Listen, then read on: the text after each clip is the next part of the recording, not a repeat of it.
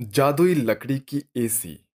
रामपुर गांव में श्याम अपनी पत्नी राधा, बहन रानी और मां शांति के साथ रहता था। श्याम पेशे से एक लकड़हारा था जो जंगल में जाकर लकड़ी काट कर लकड़ी के बनाए हुए खिलौनों को पूरे गांव में बेचकर अपने पूरे परिवार का गुजारा करता था। रानी, जरा एक गिलास पानी तो ले आ। ये लो माँ। अब जाकर आराम आया है थोड़ा। बाहर तो सूरज देवता ताक लगाकर बैठे हैं कि जैसे कोई बाहर निकले तो उसका बुरा हाल कर दे गर्मी से। अरे मैं तो बातों ही बातों में राशन देना ही भूल गई। ये ले, राशन जाकर राधा को दे दे। माँ, इतने से राशन में हम सब क्या ही करेंगे? तू तो जानती है ना हमारे घर के हालात। बेचारा श्याम दिन रात मेहनत करके 2 पैसे लेकर आता है। इसी पैसे से हमें पूरे घर का गुजारा करना पड़ता है। तेरी शादी भी करनी है। पता नहीं बिना पैसे की तेरी शादी कैसे होगी। माँ जी, आप फिक्र क्यों करती हैं? हम रानी की शादी बड़े ही धूमधाम से करेंगे। भगवान कुछ न कुछ चमत्कार जरूर करेंगे। श्याम का परिवार बेहद ही गरीब था। पिताजी के ना होने पर श्याम को ही घर की सारी जिम्मेदारी निभानी थी। एक दिन, राधा, कब तक मैं इन लकड़ी के खिलौनों को बेचकर घर का गुजारा करूंगा? इन 2 पैसों में घर का गुजारा करना बहुत मुश्किल हो गया है। ऊपर से रानी की शादी भी तो करनी है। मैं सोच रहा था कि लकड़ी से एसी बनाकर बेचूं। क्या? लकड़ी का एसी? लेकिन ये कैसे मुमकिन है? आज के समय में लकड़ी का एसी कौन लेगा? तुम्हारी बात ठीक है, लेकिन मैं अपनी पूरी कोशिश करूंगा। इतना कहकर श्याम जंगल में लकड़ी काटने चला जाता है और वहां से लकड़ी काट के ले आता है और दिन रात मेहनत करके लकड़ी का एसी बनाता है। देखो राधा, आखिरकार मैंने लकड़ी की एसी बना ही दिए। ये तो बहुत अच्छे लग रहे हैं। भगवान करे ये लोग जल्दी से ये एसी खरीद ले। श्याम लकड़ी से बनाई एसी को बेचने की कोशिश करता है, लेकिन कोई भी लकड़ी के बनाए हुए एसी को नहीं खरीदता और ऐसे ही कुछ दिन बीत जाते हैं। मैंने इतनी मेहनत से इन एसी को बनाया था, लेकिन कोई भी इन्हें नहीं खरीद रहा है। आप परेशान क्यों हो रहे हैं? भगवान हमारी जरूर सुनेगा। चलिए, आप घर चलिए। मौसम बहुत खराब हो रहा है। श्याम जल्दी से अपनी दुकान को बंद करता है और अपनी पत्नी के साथ घर चला जाता है। रात को बहुत तेज बारिश होती है, जिसकी वजह से पानी श्याम की दुकान में घुस आता है और सारी एसी खराब हो जाते हैं। अगले दिन जब श्याम दुकान पर आता है हे भगवान, अब मैं क्या करूं? ये क्या हो गया? मेरी सारी मेहनत पर पानी फिर गया। भगवान, अब मैं क्या करूं? भगवान, अब मैं क्या करूं? आप रोइए मत। हो सकता है भगवान हमारी परीक्षा ले रहा हो। आप मेहनत करना मत छोड़ना। सही कहा, मैं मेहनत करूंगा और हार नहीं मानूंगा। इतना कहकर श्याम अपनी कुल्हाड़ी को उठाता है और लकड़ी काटने जंगल चला जाता है। यहाँ की तो सभी लकड़ियां गीली हो रही है। इन लकड़ियों से तो मैं एसी नहीं बना सकता। एक काम करता हूँ, आज मैं जंगल के और अंदर जाता हूँ। शायद वहां पर सूखी लकड़ी मिल जाए मुझे। इसके बाद श्याम जंगल के और अंदर चला जाता है। यहाँ तो बहुत अंधेरा है और कुछ ढंग से दिखाई भी नहीं दे रहा है। अब यहाँ से लकड़ी कैसे काट कर ले जाऊंगा मैं? श्याम अपने आप से ही बात कर रहा होता है कि तभी उसे कुछ आवाजें आती हैं। ये आवाज कहाँ से आ रही है? यहाँ कोई भूत तो नहीं है? हे भगवान, ये मैं कहाँ आ गया भगवान? श्याम के इतना कहते ही श्याम को एक सफेद रोशनी दिखाई देती है। ये रोशनी, वो भी इतने गहरे जंगल में, ये कहाँ से आ रही है? और ये रोशनी तो इस पेड़ से आ रही है, लेकिन पेड़ में से रोशनी कैसे आ सकती है? कि तभी अचानक से पेड़ से आवाज आती है, बचाओ मुझे यहाँ से बाहर निकालो। क्या इस पेड़ में से ये आवाज आ रही है? लेकिन पेड़ में से आवाज कैसे आ सकती है? मैं इस पेड़ के अंदर हूँ, मुझे यहाँ से बाहर निकालो। श्याम उस पेड़ को काट देता है और जैसे ही श्याम उस पेड़ को काटता है तो एक सफेद रोशनी के साथ उसमें से एक बहुत ही सुंदर सी परी निकलती है, जिसे देखकर श्याम बहुत ज्यादा हैरान हो जाता है। अब ये क्या? ये तो परी है। सही कहा तुमने, मैं एक परी हूँ। मेरा नाम लिली परी है। तुम्हें मुझसे डरने की जरूरत नहीं है। लेकिन आप इस पेड़ के अंदर कैसे आ गई? बहुत पुरानी बात है। एक जादूगर ने मुझे इस पेड़ के अंदर कैद कर दिया था, जिसकी वजह से मैं कई सालों से इसी पेड़ के अंदर थी। मैंने कई बार लोगों से मदद मांगी, लेकिन सब मुझसे डर के भाग जाते थे और किसी ने मेरी मदद नहीं की। लेकिन आज तुमने मेरी मदद की, उसका बहुत बहुत धन्यवाद। तुमने मेरी मदद की है तो तुम मुझसे कोई भी एक इच्छा मांग सकते हो। लिली परी की बात सुनकर श्याम अपनी सारी दुख भरी कहानी लिली परी को बता देता है, जिसे सुनकर लिली परी श्याम को एक वरदान देती है। मैं तुम्हें वरदान देती हूँ, तुम्हारे लिए इस जंगल की सारी लकड़ियाँ जादुई लकड़ियाँ बन जाएगी, जिससे जब भी तुम इस लकड़ियों से कुछ भी बनाकर बेचोगे तो लोग उसे जरूर खरीदेंगे। लिली परी के वरदान से जंगल की सारी लकड़ियां जादुई बन जाती है, जिसके बाद श्याम जंगल की लकड़ियों को काट कर दोबारा से एसी बनाता है और बेचने की कोशिश करता है कि तभी श्याम के दुकान पर एक बहुत अमीर ग्राहक आता है। कोई है क्या दुकान पर? हाँ जी साहब, आइए। क्या ये लकड़ी के एसी सच में काम करते हैं? हाँ जी मालिक, इनमें बाकी एसियों से ज्यादा ठंडी हवा आती है और ये बिजली की भी बचत करता है। इन एसी की कीमत कितनी है? सिर्फ 20,000 ही है। क्या, सिर्फ 20,000 रुपए? ये तो बहुत सस्ता है। देखो, मैं एक होटल का मालिक हूं और मुझे बहुत सारे एसी चाहिए। क्या तुम इतने सारे एसी बना सकते हो? जी साहब, बिल्कुल।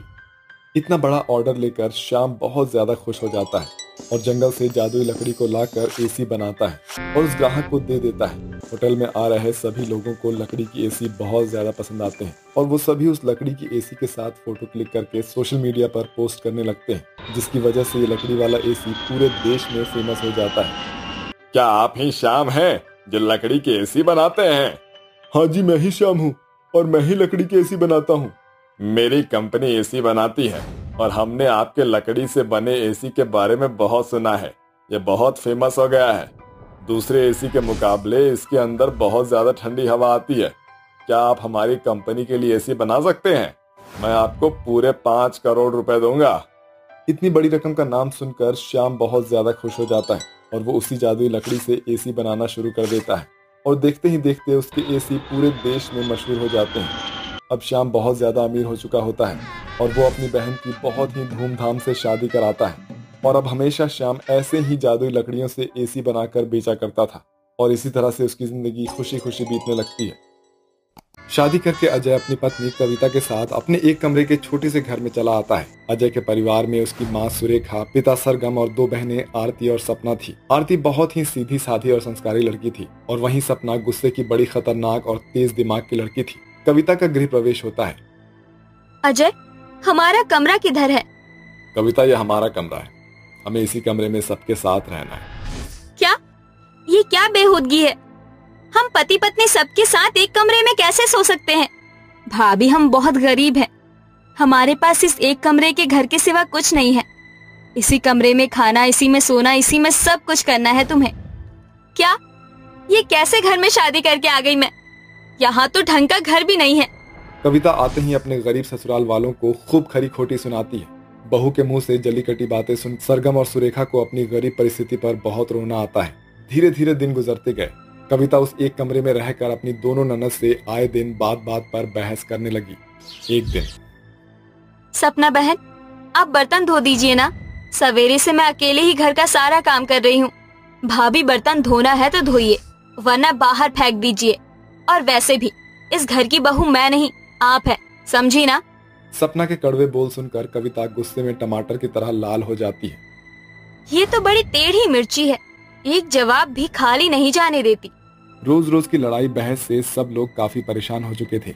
एक दिन आरती की खूबसूरती और उसका भोलापन देखकर आरती को शहर के सबसे अमीर लड़के आलोक का रिश्ता आता है। आलोक के घर में उसके माता पिता दर्पण और दामिनी थे। आलोक के परिवार वालों को आरती पहली नजर में ही पसंद आ जाती है। उसके बाद दोनों परिवार वाले चटमंगनी पट ब्याह करवा देते हैं। आरती अपने ससुराल में थी। आरती बहू, अब तुम इस घर की बहू हो, इस नाते तुम्हें इस घर का बहुत अच्छे से ख्याल रखना है। यहाँ के रीति रिवाज, चाल चलन, खान पान, ये सब तुम्हें जल्द ही सीख लेने होंगे। जी माँ जी, मैं कोशिश करूंगी कि मैं आप सभी को शिकायत का मौका ना दूं। धीरे धीरे दिन गुजरते गए। आरती ने अपनी सादगी और समझदारी से उस घर के सारे रीति रिवाज, खान पान को अपना लिया था।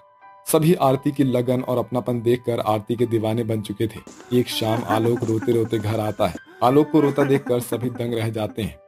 क्या बात है बेटा आलोक, इस तरह रो क्यों रहे हो? पिताजी, हम बर्बाद हो गए। मुझसे बहुत बड़ी गलती हो गई पिताजी। कैसी गलती बेटा? उतने में आलोक जिस कंपनी में काम करता था वहां का बॉस आलोक के घर आता है। मैं बताता हूँ कि क्या गलती की है आलोक ने। मैंने अपने आने वाले नए प्लान के करोड़ों रुपए के सारे प्रोडक्ट्स की इन्फॉर्मेशन आलोक के पास दी थी और आपके बेटे आलोक ने वो सारी इन्फॉर्मेशन किसी और कंपनी को दे दी, जिसके बाद मेरा करोड़ों रुपए का नुकसान हो गया है। क्या आलोक, क्यों ऐसा किया तूने? ये सब बाद में पूछ लेना अपने बेटे से। आलोक, पहले मुझे मेरे 4 करोड़ रुपए दो अभी। मैं आज से ही तुम्हें अपनी कंपनी से हमेशा के लिए निकालता हूँ। इतना पैसा तो आलोक के पास होना नामुमकिन सा था और बॉस बार बार पैसे मांग रहा था। तभी बॉस आलोक और उसके परिवार वालों से उनकी सारी संपत्ति छीन लेता है और उन्हें उनके घर से निकाल देता है। महलों में रहने वाले एक पल में ही सड़क पर आ जाते हैं। पिताजी, वो इन्फॉर्मेशन के पेपर मेरे ऑफिस के केबिन में थे। मैं जैसे ही बाथरूम गया तभी पीछे से किसी ने चुरा लिया। हमारा सब कुछ हमारे हाथों से चला गया, अब कहाँ रहेंगे हम? माँ जी, हम मेरे मायके में चलते हैं ना। जब तक हमारी परिस्थिति ठीक नहीं हो जाती हम वहीं रहेंगे। अब मुसीबत में तो अपने ही काम आते हैं ना। आरती के कहने पर उसके ससुराल वाले उसके एक कमरे के घर में चले आते हैं। आरती अपने मायके वालों को सारी बातें बताती है। बहुत अच्छा किया कि आप सब यहाँ चले आए। यह बहाने हमें भी तो आपकी सेवा करने का मौका मिल जाएगा। आरती बहन, पहले इस घर में इतनी भीड़ है, ऊपर से आप अपने साथ पूरा गांव ले आई। इस घर को जैसे अनाथ आश्रम बनाकर रखा है सबने। कविता, बोलने से पहले सोचा तो करो कि क्या बोलती हो। जी, मैं कविता की तरफ से माफी मांगता हूँ। अब उसकी बातों का बुरा मत मानिए। कोई बात नहीं बेटा, हमें बुरा नहीं लगा। कविता बहू, सब लोग बहुत थक चुके हैं, जाओ सबके लिए खाना बनाओ। और हाँ, रोटियां ज्यादा ही डालना। हाँ, 100-200 रोटियां डालती हूँ ना। देख नहीं रहे हो इन सब की शक्लें? इनकी शक्लें देखकर ही लग रहा है कि बहुत भूखे नंगे लोग हैं ये। ससुर जी, आपने ना आरती बहन की शादी ऐसे घर में करके बहुत बड़ी गलती कर दी। मुझे तो लगता है ये लोग कोई अमीर भी नहीं होंगे। वो दौलत, बड़ा घर, वो सब शायद दिखावा था। ये सुनकर दर्पण और उसके परिवार वालों की आंखों में से आंसू निकल जाते हैं। बस कीजिए भाभी, एक लफ्ज और आपने मेरे ससुराल वालों के खिलाफ कहा ना तो मैं भूल जाऊंगी कि आप मेरी भाभी हो। सरगम और सुरेखा कविता को खूब खरी खोटी सुनाते हैं। उसके बाद दर्पण, दामिनी और आरती वहीं आरती के एक कमरे के मायके में रहने लगते हैं। रात का समय होता है। कविता बहू, तुम और अजय दोनों दरवाजे के पास सो जाओ, घर में इतनी जगह नहीं है। माँ जी, मैं इस घर की बहू हूँ, कोई नौकरानी नहीं। इन फटीचर लोगों के वास्ते आप हमें दरवाजे में सुला रही हो? नहीं कविता बहू, तुम और अजय बेटा यही घर में ही सो जाओ, हम सब बाहर आंगन में सो जाते हैं। हाँ सुरेखा बहन, हम नहीं चाहते कि हमारे कारण आपको कोई परेशानी हो। इतनी महानता दिखाने का इतना ही शौक है तो यहाँ आए ही क्यों? पड़े रहते ना किसी फुटपाथ पर। ये अच्छा है, पहले आकर परेशान करो, पेट भर भर कर मुफ्त की रोटियां ठूसते जाओ, फिर अच्छी अच्छी बातों का नाटक करके महान बनने की कोशिश करो। कविता इसी तरह से आरती के ससुराल वालों को बात बात पर अपमानित करती रही। एक दिन सवेरे, आरती, कविता भाभी की बात सही है, हमें यहाँ नहीं आना चाहिए था। पहले ही तुम्हारे मायके वाले इतनी गरीबी में हैं और वो अपना जीवन जैसे तैसे बिता रहे हैं और मैंने यहाँ आकर उन्हें और परेशान कर दिया। जी, आप कविता भाभी की बातों का बुरा मत मानिए। इतने में आलोक का बॉस वहाँ आता है। बॉस, आप यहाँ? मुझे माफ कर दो आलोक, गद्दार तुम नहीं बल्कि वो महेश है। मैंने कल ही तुम्हारी कैबिन के बाहर लगे कैमरे का फुटेज देखा जिसमें तुम्हारे कैबिन से बाहर निकलते ही महेश तुम्हारी कैबिन में घुस गया था और उसी ने वो इन्फॉर्मेशन तुम्हारी कैबिन से चुराई थी। महेश ने अपना गुनाह भी कबूल कर लिया है। आलोक, मैं तुम्हारा सब कुछ लौटा रहा हूँ और कल से ऑफिस आ जाना तुम, प्लीज। ये सुनकर सब लोग बहुत खुश हो जाते हैं और अब आलोक अपने परिवार को लेकर आरती के मायके से चला जाता है। तभी आलोक कहता है, आप सब ने हमारे लिए जो भी किया है वो सच में कोई अपना ही कर सकता है। आपने हमारी जो सेवा की है उसके लिए मैं आप लोगों के लिए कुछ करना चाहता हूँ। शहर में मेरा एक बहुत बड़ा सा घर है जो खाली पड़ा है। आज से वो घर मैं आप सभी को दे रहा हूँ। आप लोग वहाँ आइए और वहाँ 5 कमरे हैं। वहाँ आपको किसी तरह की कोई परेशानी नहीं होगी। कविता भाभी और अजय भैया का दर्द मैं समझ सकता हूँ। ऐसे एक कमरे में शादी के बाद सबके साथ रहना सोना अच्छा नहीं लगता ना। कविता भाभी, आपने हमारी बहुत सेवा की है। मैंने आपको इतनी जली पिटी बातें सुनाई और आप मेरे बारे में इतना अच्छा सोचते हो, मुझे माफ कर दीजिए। उसके बाद आरती फिर से अपने बड़े से ससुराल में चली गई और आरती के मायके वाले अपने छोटे घर को छोड़कर आलोक के उस बड़े से घर में हमेशा के लिए रहने के लिए चले जाते हैं और इसी तरह से सभी लोग खुशी खुशी रहने लगते हैं।